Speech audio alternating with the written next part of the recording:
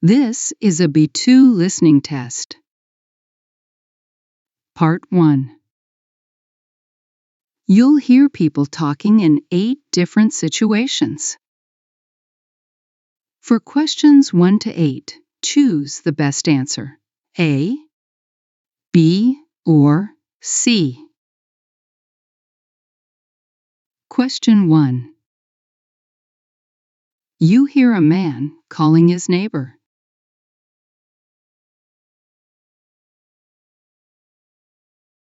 Hi, Maria. It's John from next door. I hope I'm not catching you at a bad time. I've been working on repairing that old wooden fence between our gardens. You know, the one that's been wobbling every time the wind picks up? I've managed to fix most of it, but one of the panels is really heavy and awkward to lift into place. I remember you said your nephew was visiting for a few days, and I saw him helping you carry groceries the other day, so I thought maybe he might be willing to give me a hand this afternoon. It honestly shouldn't take more than 10 minutes, and once it's done, I think the whole fence will be solid for years. I'll even bring over some fresh lemonade afterwards to say thanks. What do you think? Question 2. You hear a woman talking about her new boss.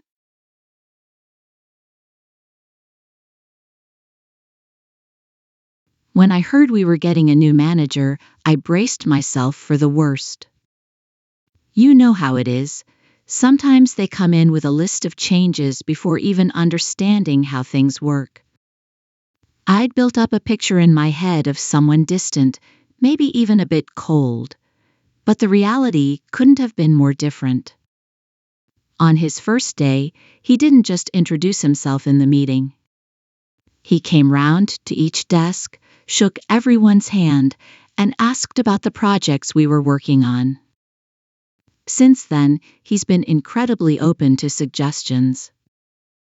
For example, when I mentioned how our old filing system was slowing us down, he didn't just nod politely.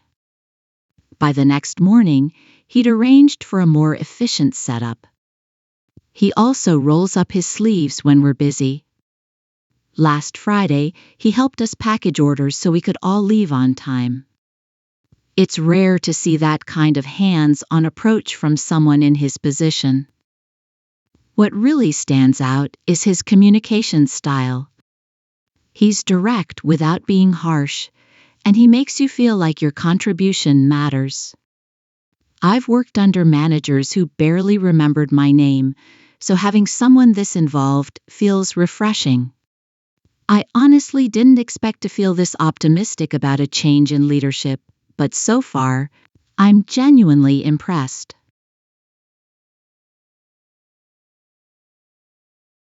Question 3. You hear 2 friends talking about preparing for a mountain climbing trip.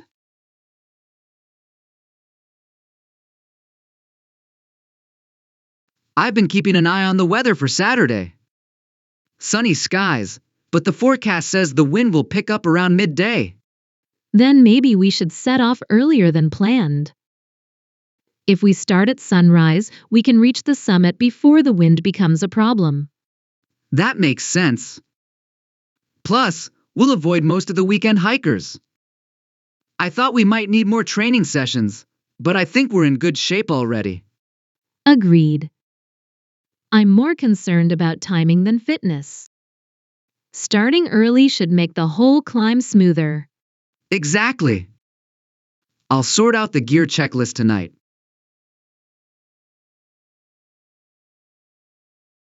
Question 4. You hear a museum guide talking to a group of visitors.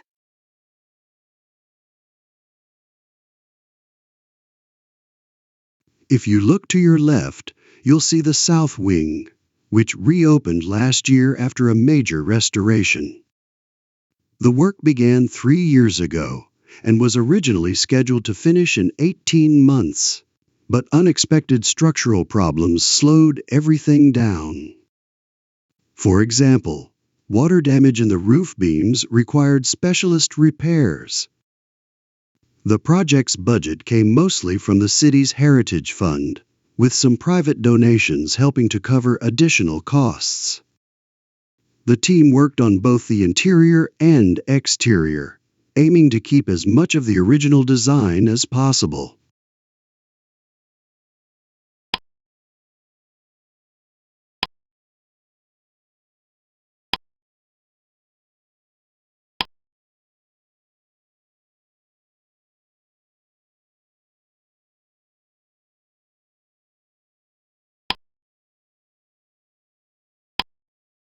Question 5.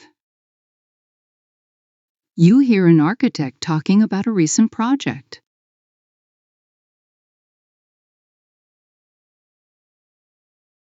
You know, when I first took on the commission for the new library building, I knew it would be a challenge. The location was tricky, the budget wasn't exactly generous, and the timeline was ambitious. But I really wanted to design something that would stand out while still fitting into the neighborhood's character. There were some sleepless nights along the way, especially when we had to adjust the plans at the last minute due to a change in safety regulations. Still, when I finally stood inside the completed building, with sunlight pouring through those tall glass windows, just as I'd imagined, I felt such a sense of achievement. Seeing the community's reaction made it all worthwhile. Question 6. You hear a boy talking about his friend at university.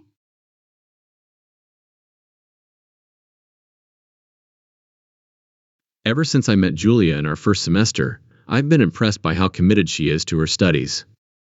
While the rest of us sometimes put off assignments until the last minute, she's the type who starts research the day the project is announced. But it's not like she's all work and no play. She somehow manages to organize her schedule so she can join the debating society, volunteer at the campus radio station, and still be there to help friends in need. Honestly, I think that's why she's doing so well. She's focused, but she also knows how to balance everything.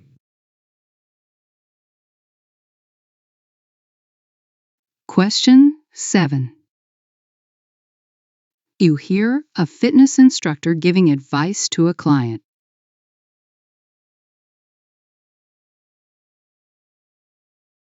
If you really want to keep your motivation high, I'd recommend trying out the group cycling classes.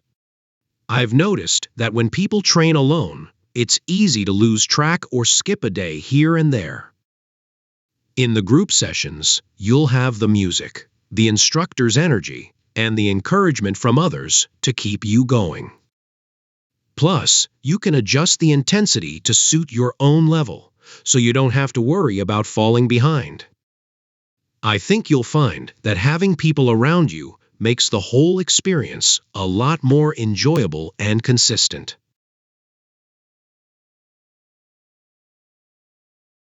Question 8. You hear a husband and wife discussing a surprise party for their daughter.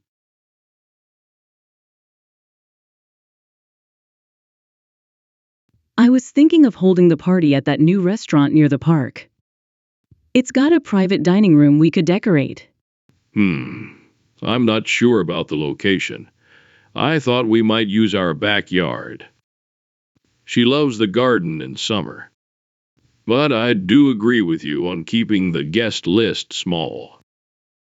Too many people, and she might feel overwhelmed. Exactly. Just close friends from school, her cousins, and maybe a couple of neighbors. That way, she can actually talk to everyone. Yes, that sounds perfect. We'll keep it intimate but special.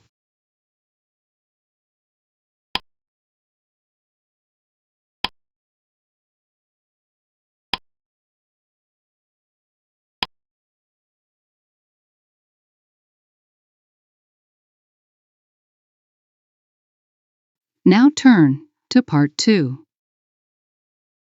You will hear a man talking about the invention of the helicopter. For questions 9 to 18, complete the sentences with a word or short phrase. You now have 30 seconds to look at part 2.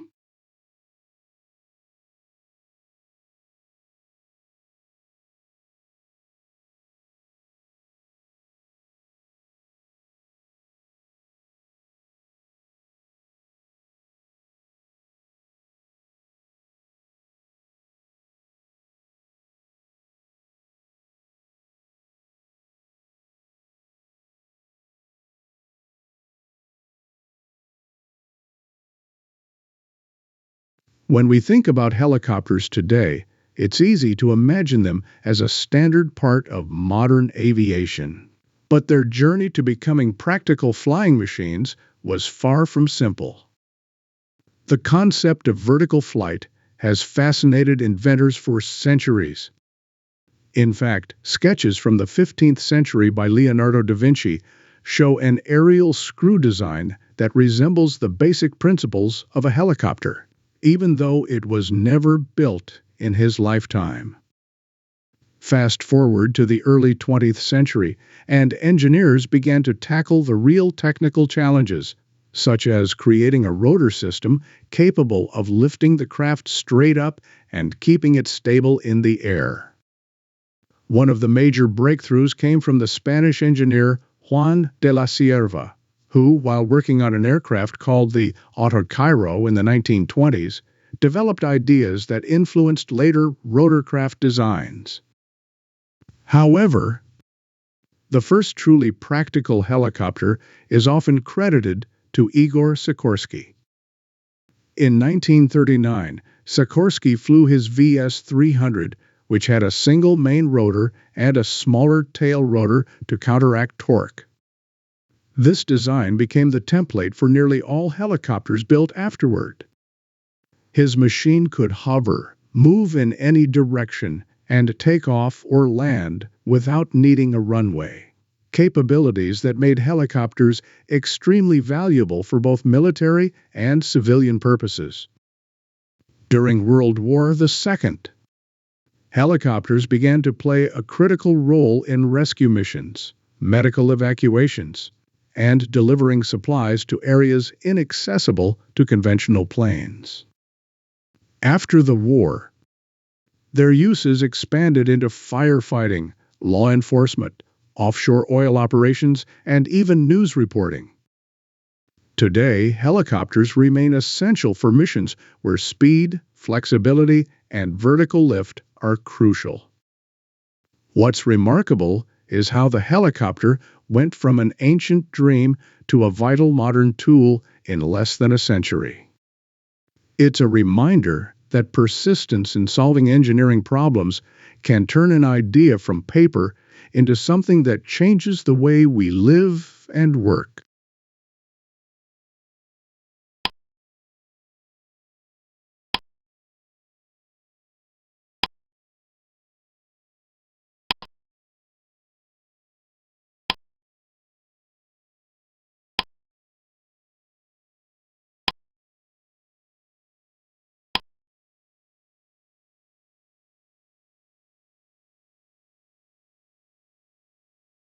Now turn to part 3.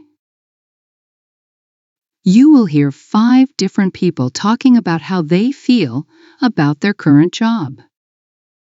For questions 19 to 23, choose from the list A to H what each person feels about their job. Use the letters only once. There are 3 extra letters you do not need to use.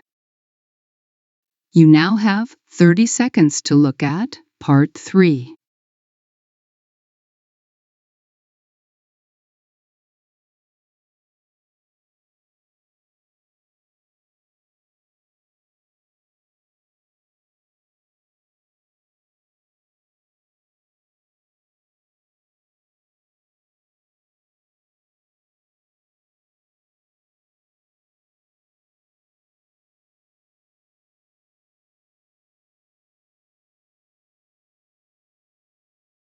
Speaker 1. I never really planned to be a teacher.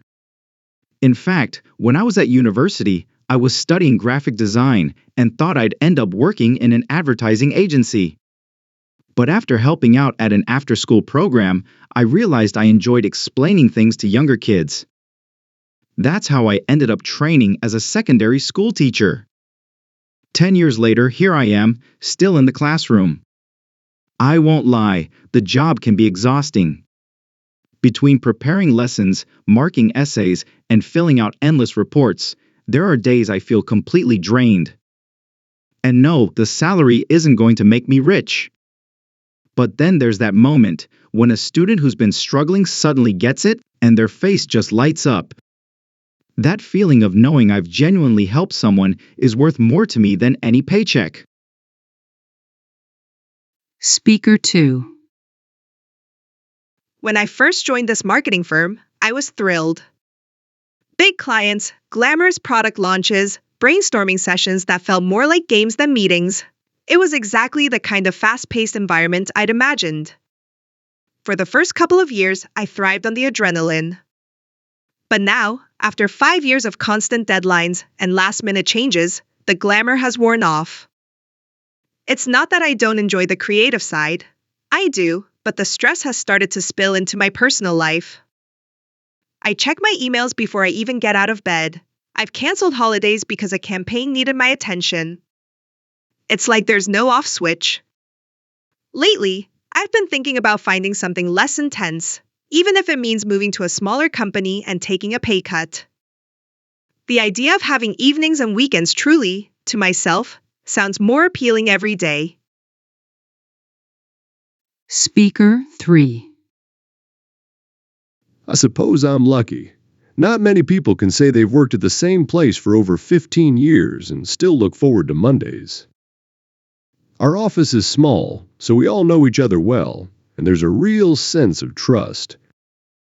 My manager doesn't micromanage. I decide how to structure my day, which projects to prioritize, and even when to take time off. That flexibility has been a huge part of why I've stayed. Over the years, I've been able to try so many different roles within the company, from client support to product development. It keeps things interesting without me having to start from scratch somewhere else.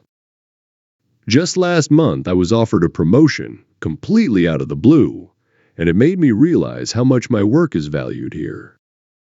Honestly, I can't imagine working anywhere else. Speaker 4. I work in IT support, and while some people find it interesting, I can't say I do. The job is stable, and the pay's decent, so I'm not exactly desperate to quit tomorrow. But most days are incredibly predictable. I could almost write a script of the problems I'll be dealing with. My printer won't print. I can't log in. The internet's slow. I sometimes feel like I'm on an endless loop of the same conversations. It's not that I dislike helping people, but I'm itching to do something that lets me be a bit more creative. I've started looking at evening courses, web design, app development, something where I can actually make or build things rather than just fix them.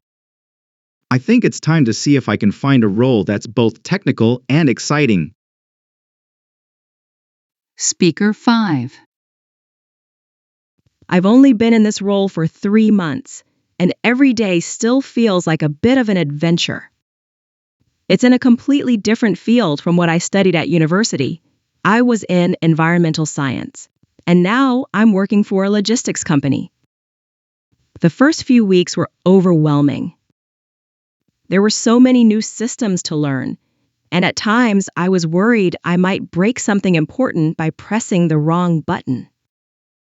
But my team has been incredibly patient, answering my endless questions and showing me the ropes. Gradually, I'm starting to feel more confident. I'm still making the occasional mistake, but I'm learning from them. I wouldn't say I'm 100% settled yet, but I can see myself growing into the role and maybe even specializing in something down the line.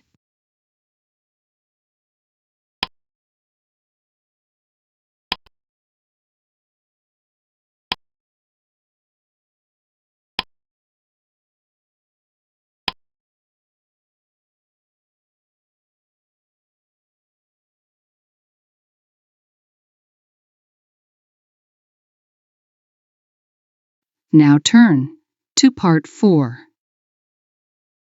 You will hear an interview with a travel writer talking about her experiences with sustainable travel. For questions 24 to 30, choose the answer A, B, C, or D, which best fits according to what you hear. You now have 30 seconds to look at Part 4.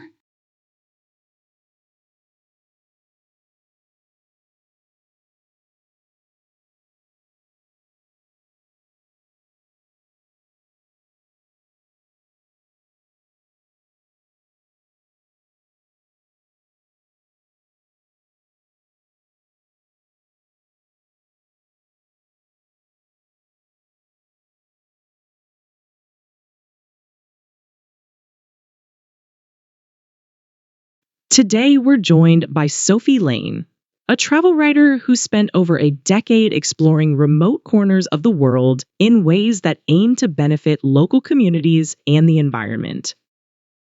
Sophie, welcome to the program. Thanks. It's great to be here.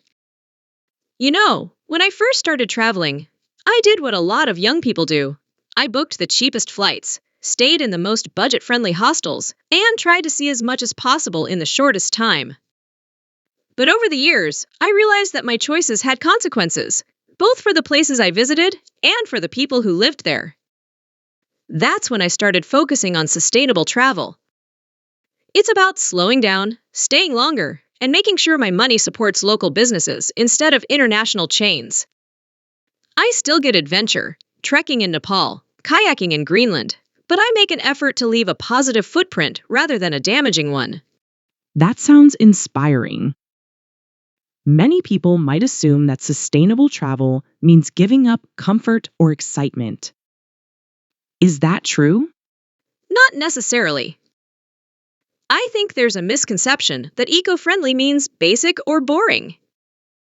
In fact, some of the most memorable experiences I've had have been in small, family-run guest houses or on guided hikes with local experts.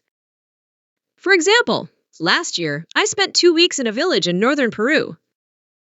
Instead of rushing from one tourist hotspot to another, I learned to weave traditional textiles from a local artisan, helped plant trees to restore the hillside, and joined community festivals. It was immersive, and honestly, much richer than any 5-star resort could offer. The comfort came from human connection, not from luxury bedding. It sounds like it takes a lot more planning than the average holiday. How do you prepare for such trips? Research is key. I spend weeks before a trip checking which organizations genuinely reinvest in their communities and which just use sustainable as a marketing word. I also think about the carbon footprint of my transportation. I try to travel overland when possible, or at least offset my flights by contributing to verified reforestation projects. And once I'm on the ground, I avoid overconsumption. I reuse water bottles, say no to single, use plastics, and buy food from local markets rather than big supermarkets. It's a mindset more than a set of rules. Do you think this kind of travel will become more popular in the future? I think so, especially as people see the environmental changes happening around us, from coral bleaching to unpredictable weather. Younger travelers are increasingly aware that their choices matter. That said, sustainable travel often costs more in the short term, which can be a barrier. But in the long run, supporting communities and protecting ecosystems ensures those destinations remain worth visiting. It's an investment, not just in your trip, but in the future of travel itself.